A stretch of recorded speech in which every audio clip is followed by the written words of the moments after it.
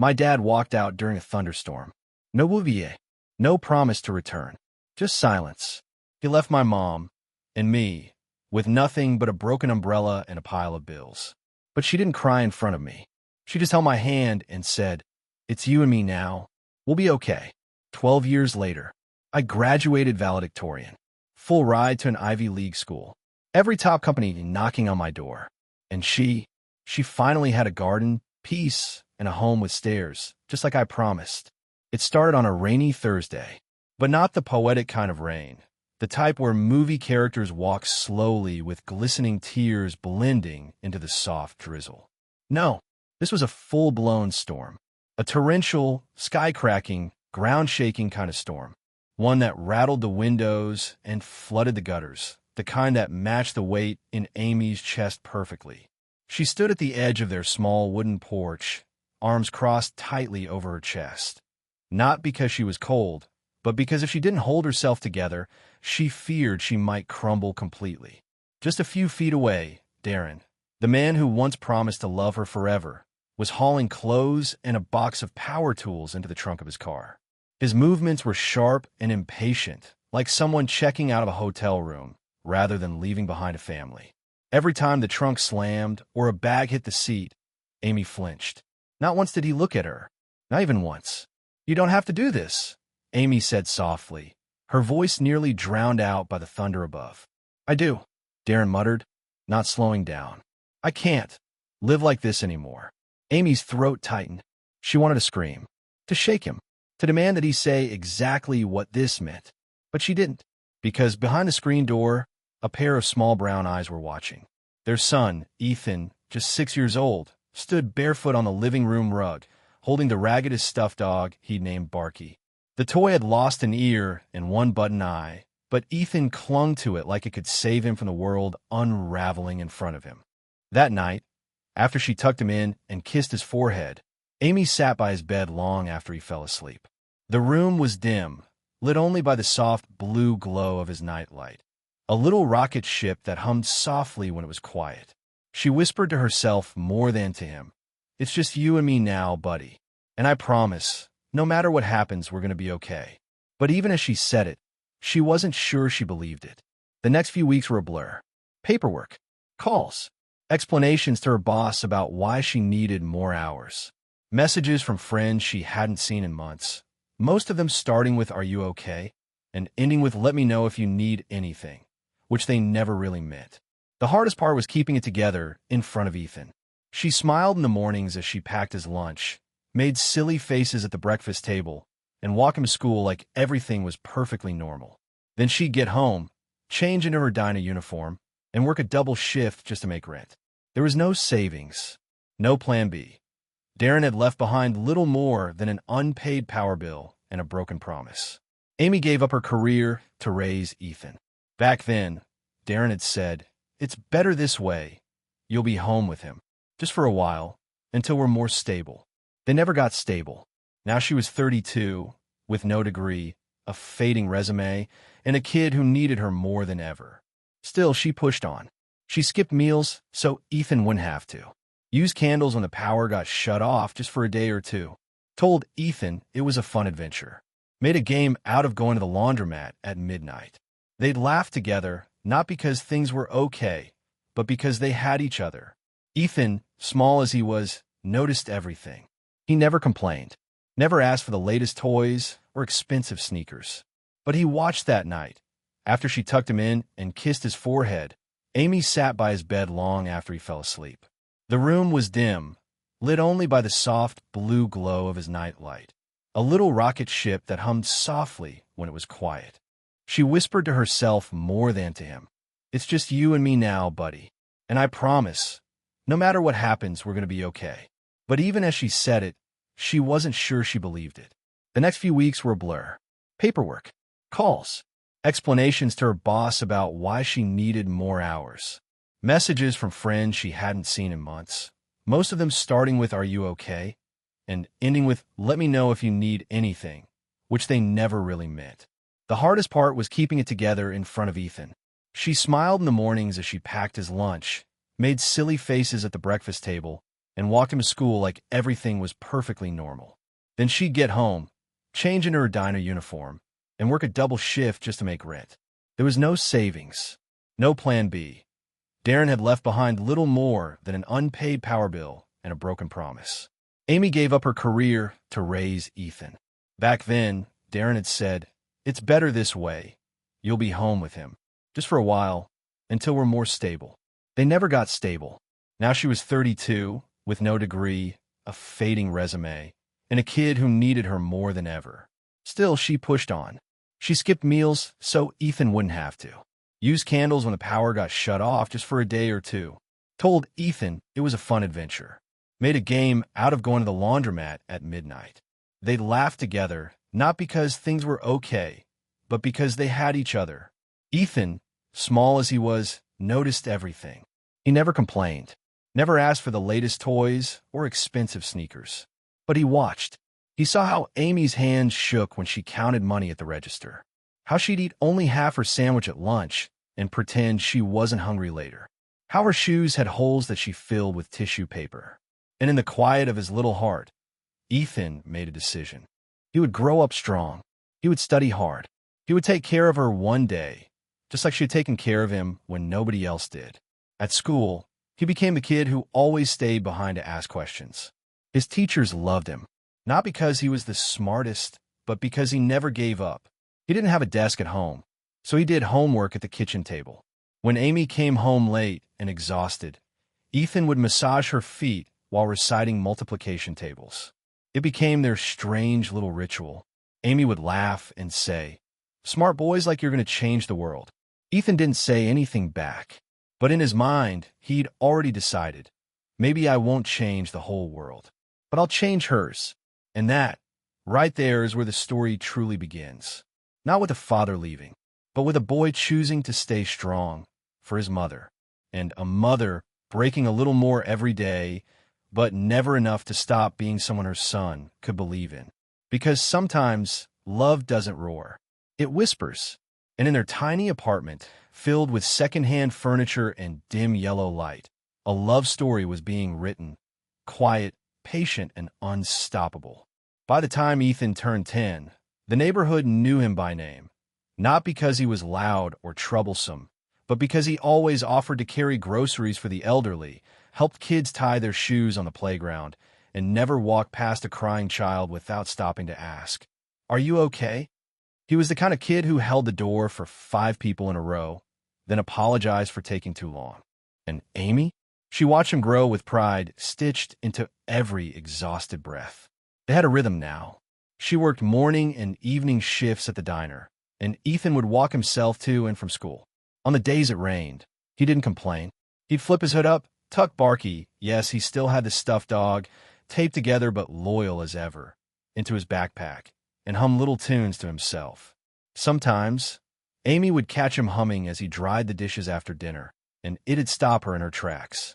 There was something so old in him, like he'd skipped childhood and landed somewhere between a warrior and a wise old man. But he was still a kid. He still liked superhero movies, still begged her for just 5 more minutes before bedtime, still fell asleep with his book on his face. It was just, he learned early that being a child didn't mean being blind to reality. One evening, Amy was late getting home. The bus broke down, and she had to walk the last 3 blocks. Her shoes were soaked, and her legs throbbed. She opened the door to find Ethan at the kitchen table, poring over a library book twice the size of his head. He looked up and grinned. "I made dinner." On the table sat 2 bowls of boxed mac and cheese and 2 glasses of tap water, arranged neatly on paper towels. Amy stared at it for a second too long. "Sorry," he added quickly. "I know it's not fancy, but it's hot. I even used the measuring cup." She smiled and walked over, ruffling his hair. "Fancy isn't the goal, kiddo. Being thoughtful? That's 5-star to me." They sat together, eating quietly, their spoons clinking gently against the bowls. After a moment, Ethan looked up. "Mom, if I become really smart and get a good job, do you think we could live somewhere with stairs?" Amy choked on a laugh. "Why stairs?" "I don't know. They just seem rich." Amy bit her lip. "Tell you what, you study hard, and one day we'll live in a place so fancy it has stairs and a dishwasher. Ethan's eyes widened. A dishwasher? Dream big, baby. He took her words seriously. By the time middle school rolled around, Ethan had become a quiet phenomenon. He wasn't the loudest in class, or the kind who raised his hand for every answer, but when he did speak, everyone listened. Teachers started pulling Amy aside during conferences, saying things like, "Do you know how rare this is? He's exceptional. Whatever you're doing at home, keep doing it." Amy would nod, smile, and quietly wonder how she could possibly do more than she already was. Their nights stayed simple. Homework on the kitchen table, leftovers if they had them, and hugs that lasted a little too long. The apartment was still small, still drafty in the winter, but somehow it felt warmer every year. Meanwhile, Darren hadn't been in touch since he left. No birthday calls, no letters, nothing. Ethan had stopped asking around age 8. The only time his name came up was once, when Ethan saw a man with the same walk, hands in pockets, shoulders slouched, and he froze for half a second, then shook his head and kept walking. Amy noticed, but said nothing. That night, she lay in bed staring at the ceiling, wondering if Ethan had cried silently under the blanket like he used to when he was smaller. She knew he missed the idea of a father, not the man who left. But that didn't make it hurt any less. In 8th grade, Ethan's science project won first place at the city level. He came home holding the trophy like it was made of diamonds. "I beat the private school kids," he said, beaming. "They had mentors and labs and 3D printers. I had cardboard and hot glue, but I still won." Amy took the trophy, ran her fingers over the cheap gold plastic, and whispered, "You could have had a rock on a stick, and you still would have won. Because nobody works harder than you." Ethan didn't say anything, but he sat down beside her and leaned his head on her shoulder. "I'm going to get us out of here," he mumbled. "You already are," she said. Every single day. In high school, things got more intense. Ethan took all the advanced classes, joined the robotics team, debate club, and the tutoring program for younger students. He woke up at 5 a.m. to study and came home after dark. Some weekends, he'd fall asleep at his desk, still wearing his backpack. Amy worried. She'd tell him, "Rest, baby. You don't need to burn yourself out." But he'd smile and say, "Every hour I work is 1 hour you don't have to." She couldn't argue with that. Still, she tried to sneak in joy wherever she could. Pancakes on Saturdays, a surprise trip to the thrift store when he outgrew his shoes, or movie nights with microwave popcorn.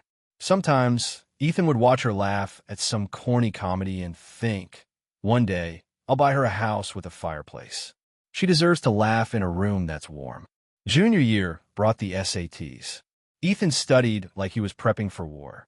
He'd stay late in the school library, cross-referencing textbooks with online forums, drilling practice questions until he could recite formulas in his sleep.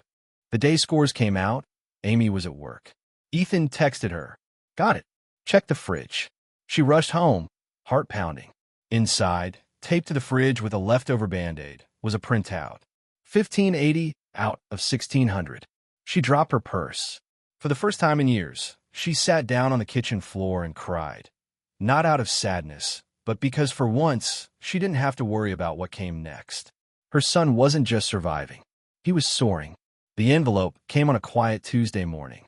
Amy almost missed it. She had just come home from the early shift at the diner. Her feet sore, apron still dusted with flour and syrup, when she saw the stack of mail tossed carelessly at the base of their apartment mailbox. Mostly bills, one coupon booklet, and one envelope, thicker than usual, cream-colored, a university logo embossed in gold in the top corner. Her breath caught. She stared at it for a long time, then tucked it under her arm and went upstairs without opening it. It wasn't hers to open, but her fingers trembled just holding it. Inside the apartment, Ethan was still asleep, his backpack half-zipped by the front door, Barky perched loyally on the couch beside his laptop. A cold cup of ramen sat on the table, evidence of another late-night study session. Amy set the envelope on the kitchen table, beside the cold noodles, and waited.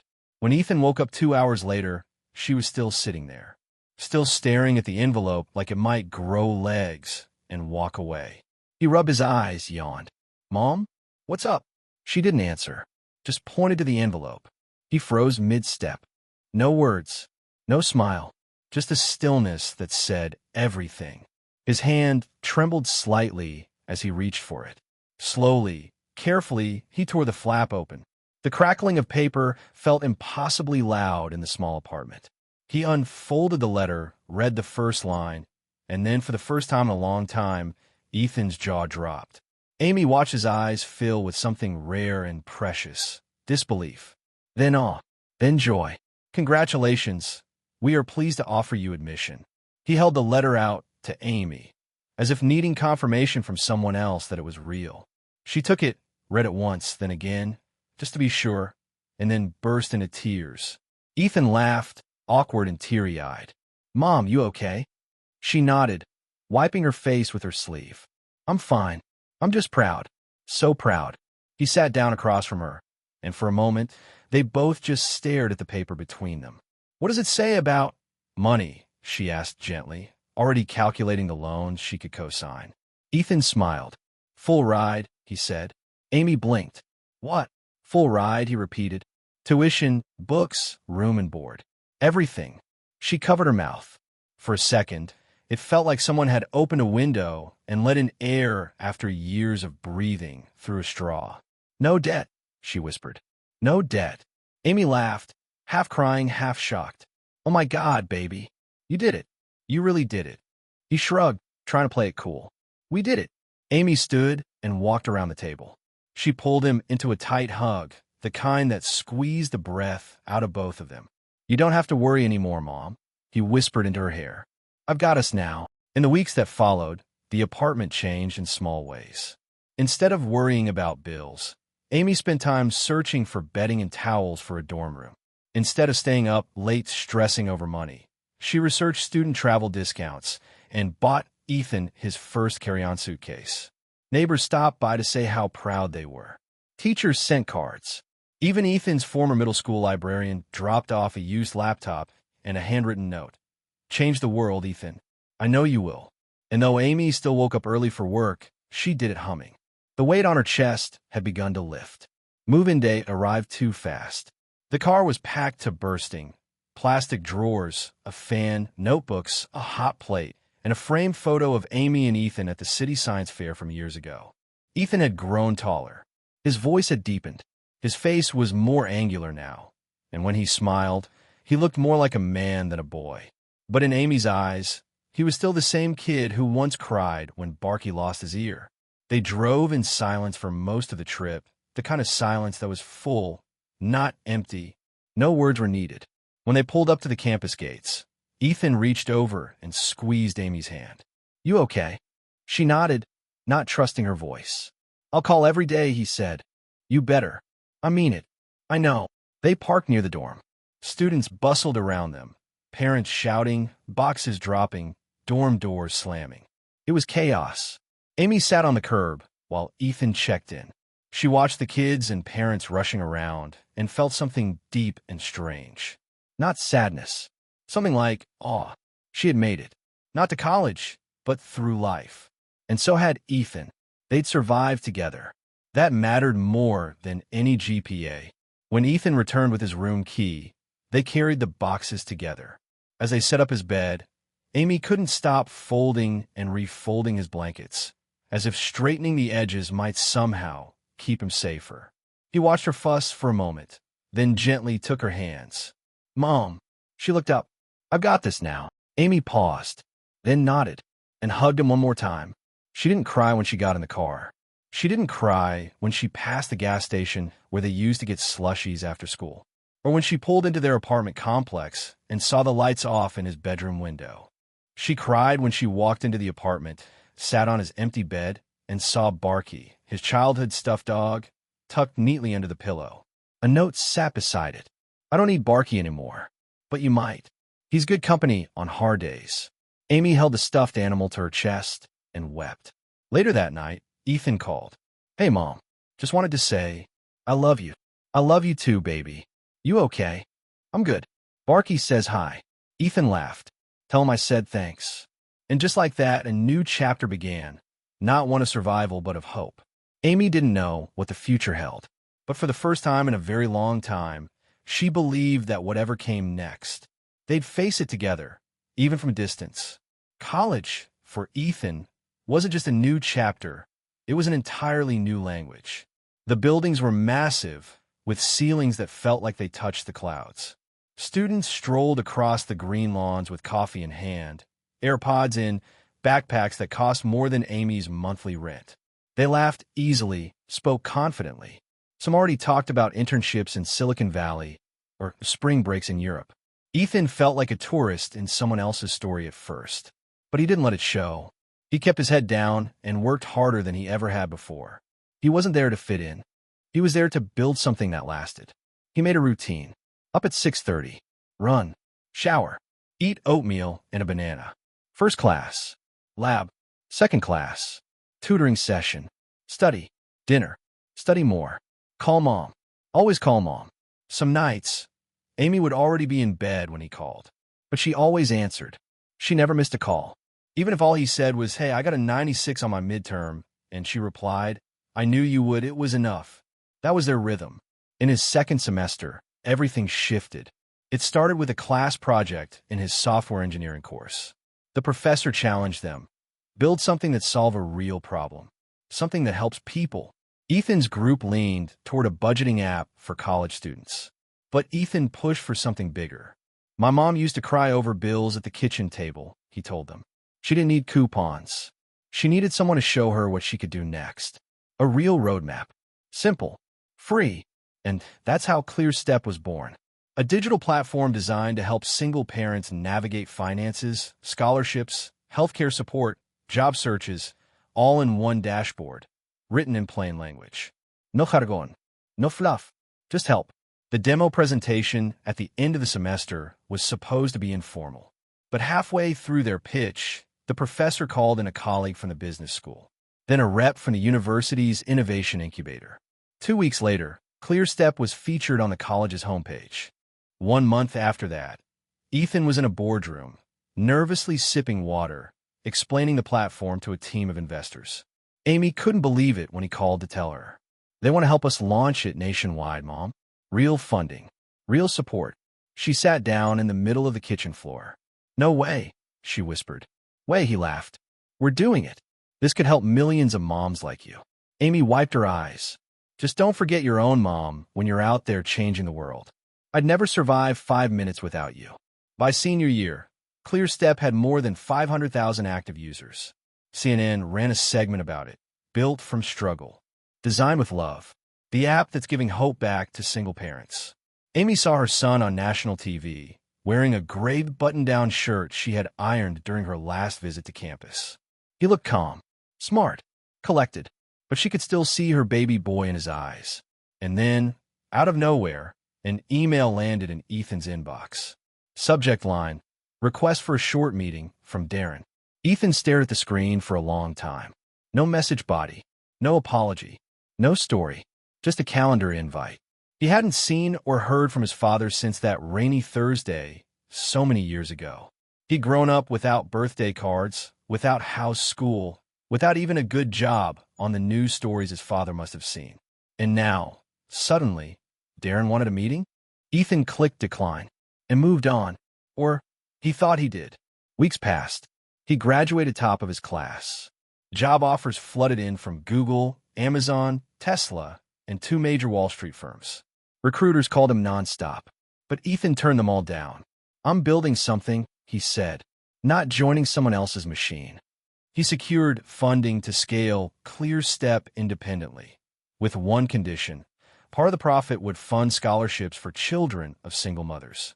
Every time a user wins, Ethan explained to the board, we win too. He moved Amy into a new home that fall. Not a mansion. Amy wouldn't let him. But a beautiful 2-story townhouse with a garden, big windows, and yes, finally, a dishwasher. I got you stairs, Ethan said when they arrived. Amy laughed. You actually remembered. They hugged in the foyer, both a little overwhelmed. You're allowed to rest now, Mom, he whispered. You did your part. Amy didn't answer. She was crying again. One evening, while Ethan was organizing files in his new office, an assistant came in with a visitor card. A man had shown up at reception, asking to speak with him. It was Darren. This time, Ethan didn't decline. He didn't really know why. Maybe because he finally could face him as a man. Maybe because part of him wanted to know what Darren could possibly say. 10 minutes later, Darren walked into the room, slower than Ethan remembered. His once full hair was thinning, and his eyes didn't carry the same sharpness. They sat across from each other in silence for a few long seconds.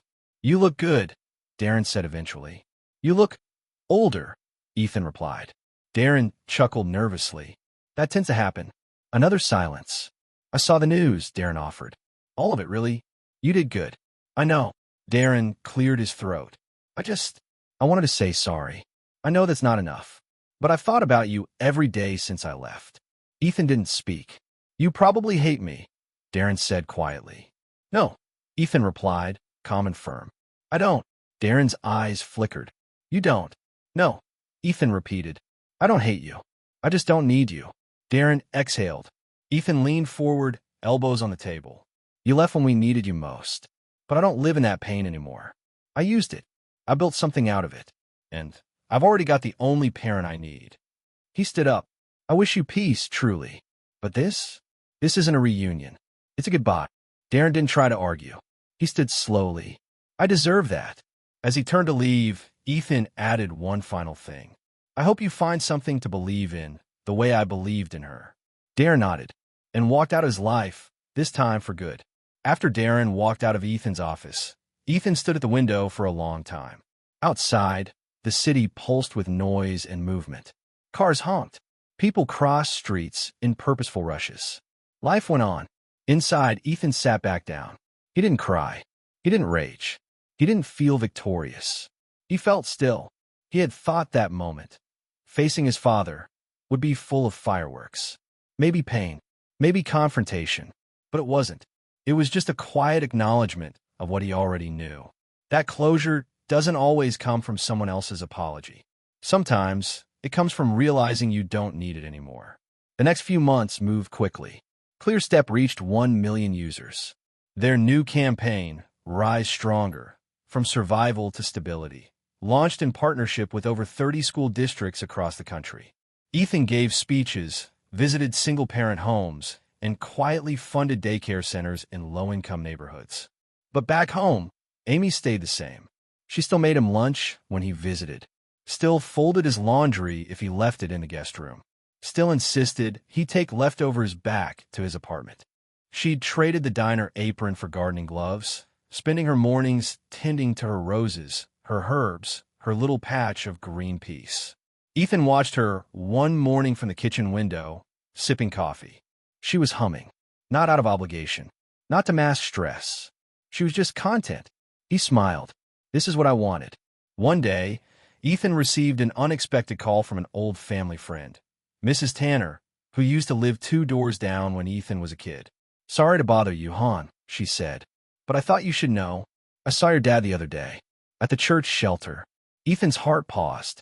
"He's not doing too well," she continued gently. "Looks thinner, sickly even." Ethan thanked her, ended the call, and sat in silence. He didn't know Darren anything. Not time, not pity, not effort. But he remembered something Amy once told him when he was 12 and came home crying after being bullied. Hurt people often hurt others. Baby, that doesn't make it okay. But it does mean there's still people. And so, Ethan visited the shelter. It was a cold evening. The air carried a bite, and the smell of soup and stale coffee wafted through the hall. Ethan kept his hands in his coat pockets, scanning the room. Darren sat alone near the back, a worn jacket, sunken eyes, and a cane by his side. He was staring at the wall like it might answer some question he hadn't yet asked. Ethan approached slowly. "Hey." Darren blinked. "Ethan." "Yeah." They stared at each other again, but this time, something was different. Not distance, not tension, just shared silence. Ethan sat across from him. "I heard things have been hard." Darren gave a half-smile. That's putting it mildly. They sat together for a moment, letting the noise of the shelter wrap around them. "I'm not here to save you," Ethan said plainly. "You've made your choices. I know, but I can offer something," he added. "Not money, not pity." He slid a card across the table. My company runs a recovery program for parents rebuilding after loss and mistakes. There's therapy, work training, housing placement. It's anonymous. No PR. You just show up. Darren picked up the card like it might disappear. Why? He asked, voice hoarse. After everything I did or didn't do. Ethan leaned forward. Because you're still a person. And someone needs to believe in people like you, even if just once. Darren didn't respond. But he didn't tear up the card either. Amy was quiet when Ethan told her. You visited him? She asked, surprised. I did. What did you say? That I don't need an apology. Just wanted to give him one last door to walk through. Amy nodded slowly, then said something that stuck with Ethan forever.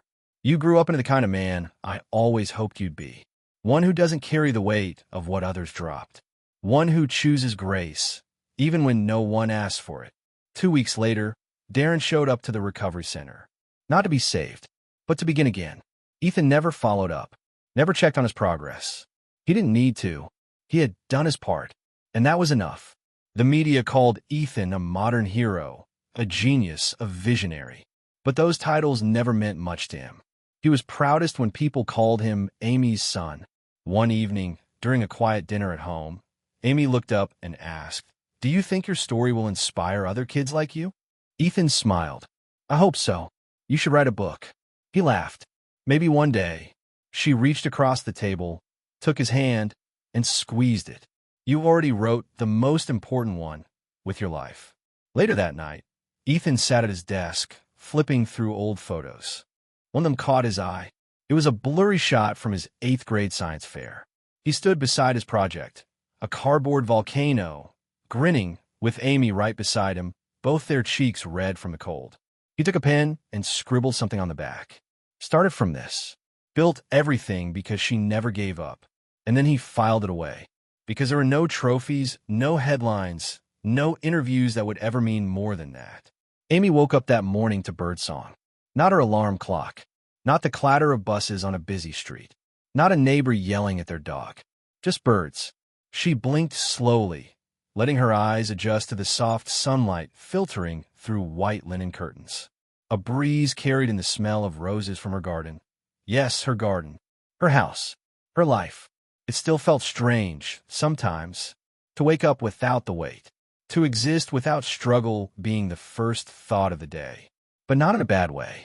She stretched slowly, feeling every joint, every muscle.